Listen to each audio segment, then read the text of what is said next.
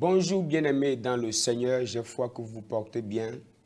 Merci de toujours attacher une importance particulière à cette émission. Que Dieu nous bénisse au nom de Jésus.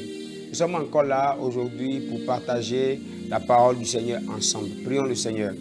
Action de grâce à ton nom, Dieu fidèle, au nom de Jésus-Christ, pour les grâces à nous accorder. Seigneur, merci par ces moments de nous enseigner ta parole. Aide-nous afin que nous vivions le surnaturel au travers de ces moments. Que ta bonne main soit sur nous.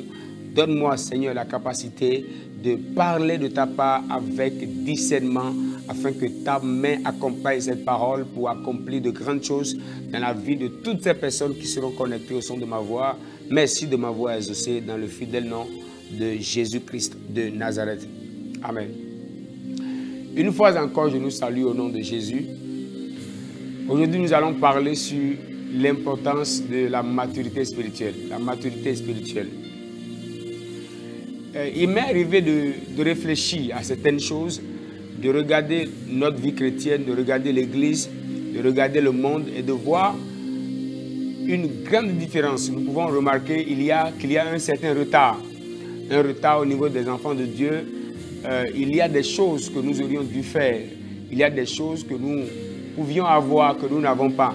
Il y a des choses que normalement, étant fils du royaume, nous devions manifester. Mais ces choses, nous ne les manifestons pas. Et réflexion sur réflexion, un jour, le Seigneur m'a amené dans ce passage et j'ai découvert beaucoup de choses. Et au travers de ces choses, Dieu va nous enseigner ce jour. Paul pouvait le dire dans le livre de Galates, chapitre 3, le dernier verset, le verset 29, il dit « Et si vous êtes à Christ, vous êtes donc la postérité d'Abraham, héritier selon la promesse. » Mais dans le chapitre 4, à partir du premier verset, Paul va plus loin et Paul dit ceci. « Or, aussi longtemps que l'héritier est enfant, je dis qu'il ne diffère en rien d'un esclave, quoi qu'il soit le maître de tout. Mais il est sous des tuteurs et des administrateurs jusqu'au temps marqué par le Père. » Ici, Paul est en train de parler aux chrétiens. Il parle aux enfants de Dieu. Il dit, dans le premier verset que nous avons lu, il dit ceci. Il dit, nous sommes de la postérité d'Abraham. Nous sommes héritiers de Dieu. C'est vrai, oui. Mais au chapitre 4 maintenant, il est en train de dire, même si l'héritier qui a droit à tout l'héritage demeure enfant, il ne diffère en rien d'un esclave, bien qu'il soit le maître de tout. Et je voudrais simplement nous dire une chose très capitale au travers de cette méditation. La volonté de Dieu n'a jamais été que nous soyons esclaves. La volonté de Dieu n'a jamais été que nous vivions comme des esclaves. La volonté de Dieu a toujours été que nous vivions comme étant des dieux. Que nous vivions parce que un lion ne peut jamais avoir pour petit un mouton. Donc, la nature de Dieu est en nous, étant fils du royaume. Mais pourquoi cette tragédie que nous remarquons? Le problème au niveau des enfants de Dieu, c'est au niveau du chapitre 4 de Galates, dont Paul nous parle ici. Et Paul dit, aussi longtemps que l'héritier sera enfant, il ne diffère en rien d'un esclave. Autrement dit, même si l'héritier refuse de grandir, s'il refuse de grandir, il va vivre comme un esclave. En réalité, si nous vivons comme des esclaves, c'est que nous avons refusé de grandir. La maturité est la valeur la plus importante que Dieu rattache à toutes les bénédictions qu'il nous donne. Autrement dit, si nous n'allons pas plus vite dans la vie, si le chrétien d'aujourd'hui n'a pas assez d'autorité dans la société, n'a pas assez de valeur, n'a pas assez de place, n'occupe pas une certaine position dans la société, ce n'est pas la faute à Dieu, ce n'est pas la faute au monde, mais c'est la faute au chrétien lui-même. Parce que Paul dit, aussi longtemps que l'héritier sera enfant, il vivra comme un esclave. En réalité, si nous vivons comme des esclaves, c'est parce que Dieu ne nous trouve pas dans la dynamique de gérer l'héritage qui est notre. Voilà pourquoi il est très important pour chacun de nous de décider de grandir. Nous devons décider de grandir. Nous devons changer notre vie spirituelle. Nous devons être dans la dynamique où Dieu me sera obligé de dire, maintenant, je vous trouve capable de gérer l'héritage. J'aime bien mon enfant, mais je ne peux pas laisser la clé de ma voiture à mon enfant. Il y a des bénédictions parfois qui ne viennent pas avec toi parce que Dieu t'aime tellement, Dieu te considère tellement, tu comptes tellement aux yeux de Dieu et pour ne pas te perdre, pour ne pas te détruire, Dieu désire, Dieu cache certaines bénédictions, Dieu garde certaines bénédictions juste parce que Dieu ne veut pas nous perdre. Il y a des grâces que nous avons en tant que fils du royaume, mais nous ne pouvons jamais les vivre, nous ne pouvons jamais les manifester si nous demeurions des mauviettes dans le monde spirituel. Si dans les choses de Dieu, nous refusons de grandir. Il y a des personnes, après des années dans la foi, après des années, je dirais même, après des années à l'église, je dirais, on peut les remarquer, ayant les mêmes langages, ils ne grandissent pas. Il y a 5 ans en arrière, 10 ans, 15 ans, 20 ans, il n'a jamais été capable de chasser un démon. Et même après des années dans la foi, il est toujours au même niveau. Les péchés avec lesquels il luttait il y a 15 ans, il continue de nager dans les mêmes péchés jusqu'à aujourd'hui. Les combats spirituels qu'il avait depuis qu'il s'est donné à Jésus, il continue de mener les mêmes combats jusqu'à aujourd'hui. Et comment Dieu peut confier l'héritage à un tel enfant, à un tel héritier? Tout ce que Dieu nous fait, Dieu le fait en fonction de notre maturité spirituelle. Le jour que tu ne décides pas de grandir, il y a des choses qui ne viendront jamais vers toi. Il y a des bénédictions de Dieu qui ne seront jamais ton partage. Il y a des grâces de Dieu que tu n'auras jamais.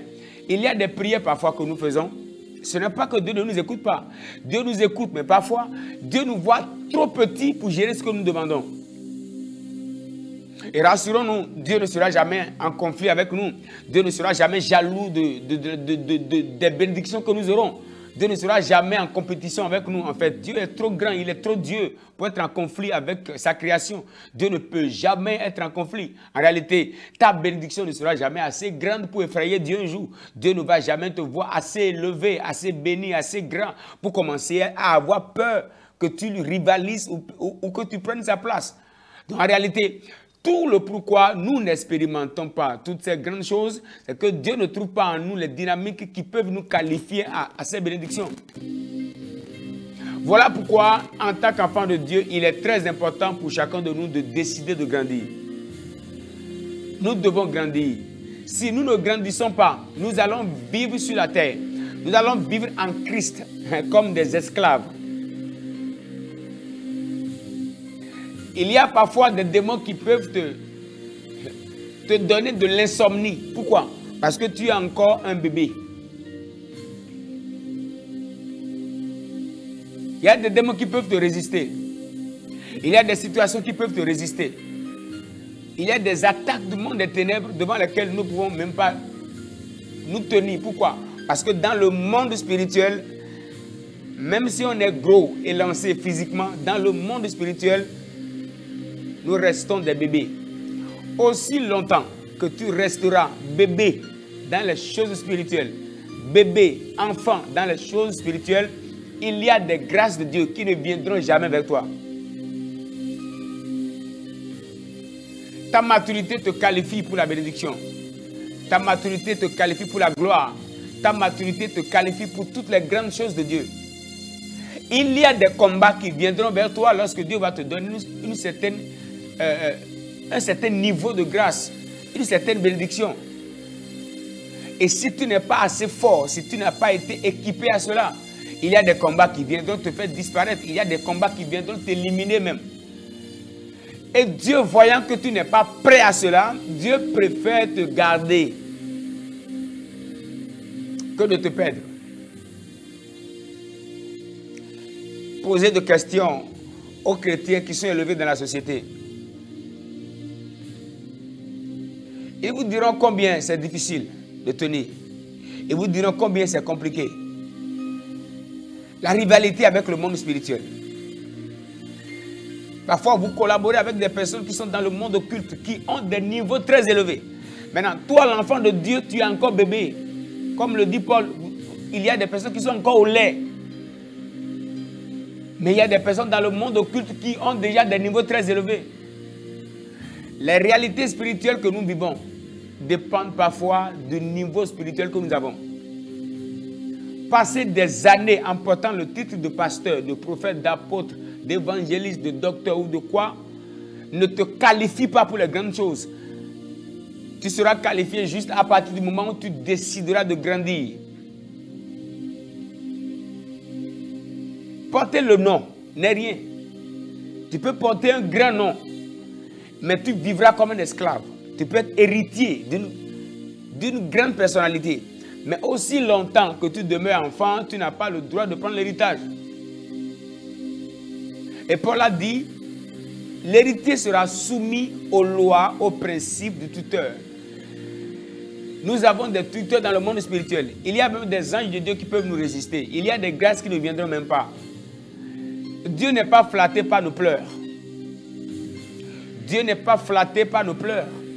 Ce n'est pas parce que tu pleures, tu pries et tu pleures beaucoup que Dieu aura pitié pour te confier les grandes choses. Non.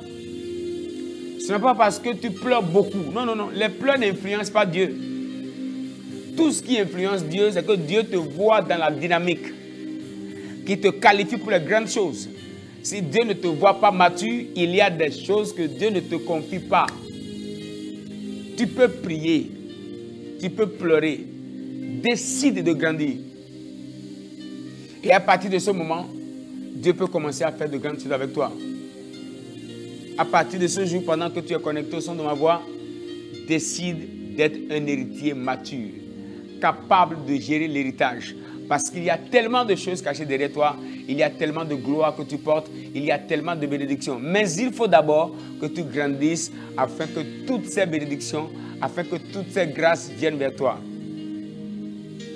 Dans le monde occulte, c'est la même loi. Et dans le monde évangélique, dans la vie spirituelle du chrétien, c'est la même loi. Voilà pourquoi chacun de nous, nous devons décider d'être des chrétiens matures. Nous devons décider monter notre niveau. Nous devons décider grandir. C'est très important car sans ça, nous ne pouvons rien voir de grand et nous ne pouvons rien faire de grand avec Dieu. Je viens par ce message encourager un enfant de Dieu, motiver un serviteur de Dieu afin que chacun de nous, que nous nous levions et que nous payions les prix qu'il nous faut payer afin d'atteindre l'objectif de Dieu. Il y a tellement de choses à faire. Que Dieu nous aide, que Dieu nous aide. Prions le Seigneur. Action de grâce à ton nom, Dieu fidèle. Dans le merveilleux nom de ton Fils Jésus, je monte ma voix vers ton trône en ma faveur, mais aussi en faveur de celui qui regarde cette vidéo. Père, dans le nom de Jésus-Christ, nous croyons que tu as tellement de choses à faire. Nous croyons que tu as tellement de choses à donner. Nous croyons que tu as une dimension illimitée de gloire que tu désires manifester. Mais nous savons aussi que tu ne peux jamais manifester cette dimension de gloire si nous décidons d'être des enfants, des bébés. Oh Dieu, aide-nous afin que le niveau monte, afin qu'on soit qualifié pour les grandes choses que tu désires accomplir en ce temps de la fin. Merci de nous aider. Merci de nous soutenir. Fais-nous grandir, Saint-Esprit. Donne-nous les valeurs qui peuvent nous qualifier pour les grandes choses de Dieu. Soutiens-nous, Saint-Esprit. Merci de nous aider. Dans le précieux nom de Jésus-Christ de Nazareth. Amen. Soyez richement bénis chez vous et je vous donne rendez-vous pour une prochaine fois. Shalom chez vous.